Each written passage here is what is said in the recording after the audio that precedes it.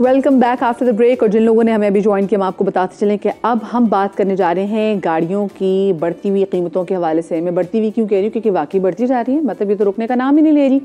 तो वो कौन सा टाइम आएगा कि हम गाड़ी खरीद सकेंगे? अक्सर लोग यही कहते हैं, भाई अभी गाड़ी मत खरीदो, अभी आने वाले महीनों में ना गाड़ियों की प्राइसेस कम होने वाली है। यकीन माने वो आने वाले महीनों में ना गाड़ियों की प्राइसेस उतनी ही बढ़ जाती हैं। रीज़न क्या है कि डॉलर भी कम हो गया, लेकिन गाड़ियों की प्राइसेस अभी भी कम होने का नाम नहीं ले ली। इसी वाले से बात करेंगे ऑटो एक्सपर्ट मशहूद अली खान साहब हमारे साथ मौजूद हैं, उनको शामिल गुफ्तगू करेंगे। अस्सलाम वालेकुम खान साहब, वेलकम टू सुबह का समा। मुझे ये बताएं, हम सब लोग यही बातें कर रहे थे कि जी डॉलर की प्राइस कम होगी, खैर उतनी कम तो नहीं हुई जितनी होनी चाहिए थी, बट डॉलर की प्राइस कम होगी, रुपया मुस्तहकम हो जाएगा तो गाड़ियों की प्राइसेस बेहतर हो जाएगी, बट इट नेवर हैपेंड। क्यों? देखिए, बुनियादी तौर पे तो आप देखें कि जो 1.5-2 साल में जो पाकिस्तान की इकोनॉमी डिस्टर्ब रही, उसका एक बड़ा फैक्टर है। तो ऑटो सेक्टर भी एक की रोल प्ले करता है। तो इसमें जो हमारे रॉ मटेरियल्स हैं या कंपोनेंट्स हैं वो इंपोर्टेड होते हैं। तो फॉरेन एक्सचेंज आपके ना होने की वजह से प्राइसेस भी डॉलर की बढ़ी, अभी कम की 285 पे और 280 पे पिछले 2-3 महीने से काम कर रहा है। और इसमें आपने देखा कि शायद नवंबर में और अक्टूबर में के बीच में OEMs ने अपनी कुछ प्राइसेस कम की, माइनर की, मगर की।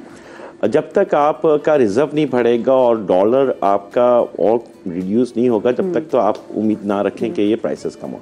दूसरा फैक्टर जो इस इंडस्ट्रीज़ के लिए इम्पॉर्टेंट है वो ये है कि आपकी लोकलाइजेशन कितनी है। जब तक आपकी लोकलाइजेशन इंक्रीज़ नहीं हो, क्योंकि हर एक OEM के पास 4 to 5 मॉडल्स की हैं। हम किसी भी OEM की बात करें तो हर OEM के पास 4 से 5 मुख्तलिफ मॉडल्स हैं जो उसने लॉन्च किए हुए पाकिस्तान के अंदर। आप उसमें डिफरेंट लोकलाइजेशन लेवल है। हमारा फोकस ये होना चाहिए पाकिस्तान एज ए नेशन कि हमें अपनी लोकलाइजेशन को लेवल को बढ़ाना है। तो हम एक तो पाकिस्तान की मार्केट में, और फिर आप जिसने 1.5-2 साल में चैलेंजेस फेस किए, तो आप उनमें से कुछ कंपोनेंट्स, कुछ पार्ट्स ऐसे हो सकते हैं जिनको आप कह सकते हैं कि हम एक्सपोर्ट करें। तो उसके लिए कम्पिटिटिव प्राइसेस का होना बहुत इंपॉर्टेंट है। देखिए, मैं तो यहाँ पर मशहूर साहब, आप तो मेरे लिए यहाँ पे ना आवाम के नुमाइंदे बैठे, जो आवाम की थोड़ी बहुत मुश्किलात मुझे कम करके बताएंगे कि किस तरीके से हम गाड़ियाँ कब खरीद सकते हैं। लोग सुन कहते थे कि जी इतना इन लोगों को जी चैलेंजेस दरपेश थे, इनको इतना नुकसान हो रहा था गाड़ियाँ बनाने वालों को कि इनकी तो कंपनीज जो है ना पाकिस्तान से चली गई। पहले मुझे इन कंपनीज को कहीं नुकसान हुआ क्योंकि प्राइसेस तो बढ़ती नहीं, वो तो लोगों को नुकसान हुआ। और फिर क्या वाकई यहाँ से कोई कंपनीज पाकिस्तान से गई हैं अपना यूनिट वगैरह बंद करके? नहीं, देखें, पिछले 1 साल से आपके यूनिट बंद ज़रूर हुए, और आज 2023 जनवरी से दिसंबर तक अगर हम सिर्फ देखें तो उसमें आप हैरान होंगी, सिर्फ 136 दिन 136 डेज इस इंडस्ट्रीज ने काम किया। तो यानी कि 365 डेज में से अगर आप हटा दें ओनली 130, तो ये इंडस्ट्रीज में जो इससे रिलेटेड स्मॉल इंटरप्राइजेस के लोग होते हैं, आम बेचारे, उनके लिए बड़े चैलेंजेस, वो मुश्किलात में रहे हैं, इसमें तो कोई राय नहीं है। दूसरा ये कि ये इंडस्ट्रीज से कोई इंडस्ट्रीज छोड़ के नहीं गया, ठीक है। इंडस्ट्री लगाने के लिए आपको बहुत ऑफ कोर्स एग्जिस्टिंग कर रहे हैं, कोई भी इतने आसानी से नहीं हो सकता कि हम सब कुछ वाइंड अप करें और ले जाएं। पाकिस्तान में इंडस्ट्री लगाई गई है तो इसलिए लगाई गई है कि पाकिस्तानियों को फ़ायदा हो और पाकिस्तान गवर्नमेंट को फ़ायदा हो। मगर उस तरीके से एक आम आदमी की जो आप बात कर रहे हैं, उस एक आम आदमी तक के लिए अभी कार इस काबिल नहीं है कि हम कह सकें कि एक आम आदमी इसको खरीद सके। उसकी देखें ना आपने, इन्फ्लेशन 29 से 31% है। इस परसेंट में वो जो एक आम आदमी, जिस मिडिल क्लास की आप बात कर रहे हैं, वो लोग नहीं गाड़ी अफोर्ड कर सकते। ये रियलिटी है। गाड़ियाँ बन भी रही हैं, वो भी बिल्कुल कागज की तरह गाड़ियाँ हैं कि जरा से बड़ी बड़ी जो महंगी गाड़ियाँ भी हैं, वो भी खुदा ना खासा जरा सा माइनर से एक्सीडेंट होता है तो वो हाँ, उसका क्वालिटी की गाड़ियाँ भी नहीं बनी जो कि पहले टाइम में बनती थी। उस क्वालिटी के लोग भी नहीं है आज।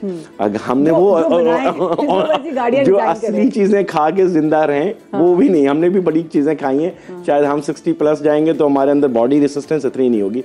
तो गाड़ी में जो बेसिकली अगर आप वो मुवाजना करेंगे ना पुरानी से, फ्यूल इफिशिएंट एक बड़ा इशू रहा है, जिसकी वजह से आपने क्वालिटी को के जो मटेरियल्स हैं उसको बड़ा डिफरेंट डेवलप किया तो इफिशिएंसी बढ़ सके। तो वो ये नहीं कि उसकी ड्यूरेबिलिटी नहीं है, उसकी ड्यूरेबिलिटी है, बट आई थिंक उसकी इफिशिएंसी बढ़ाई गई, फ्यूल इफिशिएंसी, क्योंकि फ्यूल बहुत महंगा होता चला जा रहा है। इसी वजह से आपने देखा हाइब्रिड आ गई, इसी वजह से आपने देखा इलेक्ट्रिक व्हीकल्स आ गए। तो लाइट वेटेड होगी तो उसकी रनिंग ज्यादा होगी तो उसकी फ्यूल कंजम्पशन। लेकिन यहाँ पे मसला है कि इन गाड़ियों की प्राइसेस भी ज़्यादा, तो लोग अब ये पूछना चाहते हैं कि भाई बताएं खान साहब हमें कि क्या आगे प्राइसेस कम होंगी, कोई ऐसा टाइम आएगा जहाँ पर चीज़ें बेहतर होंगी और जो गाड़ियाँ हैं जिसको अमीरों की सवारी कहा जाता है, इसको आम आदमी भी अफोर्ड कर सकेगा कि वो नई जाके 0 मीटर गाड़ी खरीद ले अपने लिए? ये एक ही सूरत हाल है जिस पे ये मुमकिन है कि गवर्नमेंट ऑफ पाकिस्तान, जब हम मल्टीनेशनल कंपनी या नेशनल कंपनीज को देखते हैं ना, नया साल शुरू होता है, एक स्लोगन देते हैं, एक स्लोगन होता है, इस साल हमने ये काम करना है। अगर गवर्नमेंट ऑफ पाकिस्तान ये और ओईएम, ये सिर्फ गवर्नमेंट नहीं, गवर्नमेंट और ओईएम ये अनाउंस करे कि 2024 लोकलाइजेशन ईयर है, तो यकीन कीजिए एक आम आदमी तक उसकी पहुंच हो जाएगी, अदरवाइज बड़ा मुश्किल है। बड़ा मुश्किल है। और कौन सा साल हम समझ सकते हैं कि जी हमारी ये इंडस्ट्री थोड़ी बहुत बेहतर जो है वो काम करना, परफॉर्म करना शुरू कर देगी?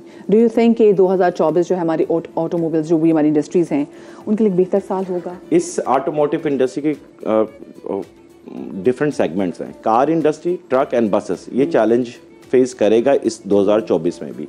जो सेक्टर इम्प्रूव कर सकता है वो हमारा ट्रैक्टर सेक्टर है, क्योंकि एग्रीकल्चर पॉलिसी गवर्नमेंट ने दी है, तो उससे एडवांटेज मिलेगा, तो एग्रीकल्चर के ट्रैक्टर्स रिलेटेड है, उससे वो ग्रो करेगा। और सेकेंडली जो मुझे नज़र आता है वो शायद आपके टू व्हीलर्स है, वो थोड़ा सा अपनी परफॉर्मेंस बेहतर कर पाएंगे, मगर ट्रक, बस और कार इंडस्ट्री चैलेंज फेस करेगा। हाय, और ये सिर्फ ये नहीं कि ये इंडस्ट्री चैलेंज फेस करेंगी, लोग भी जो है इनकी वजह से चैलेंजेस फेस करेंगे। बहुत शुक्रिया खान साहब हमारे साथ मौजूद थे। मुझे एक छोटी सी ब्रेक लेनी है यहाँ पे, ब्रेक से वापस आते कहीं मत जाइएगा।